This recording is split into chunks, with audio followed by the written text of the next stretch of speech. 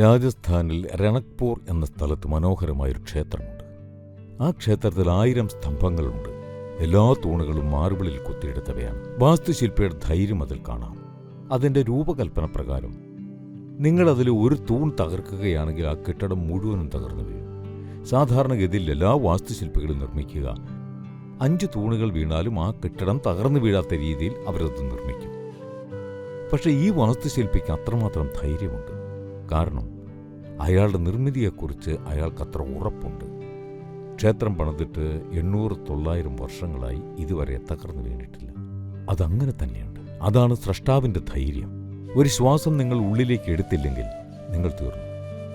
പക്ഷേ ആ രൂപകൽപ്പനയിൽ അത്രമേൽ വിശ്വാസമാണ് സ്രഷ്ടാവിനുള്ളത്.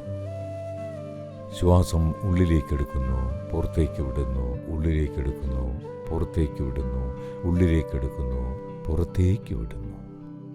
അടുത്ത ശ്വാസം ഉള്ളിലേക്കെടുക്കാൻ പറ്റിയില്ലെങ്കിൽ നിങ്ങൾ തീർന്നു. നിങ്ങൾ എത്ര ദുർബലനാണെന്ന് നോക്കൂ.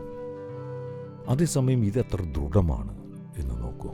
ഇതിനെന്തെല്ലാം കാര്യങ്ങൾ ചെയ്യാനാകുന്നു. അതാണ് സൃഷ്ടിയുടെ സൗന്ദര്യം.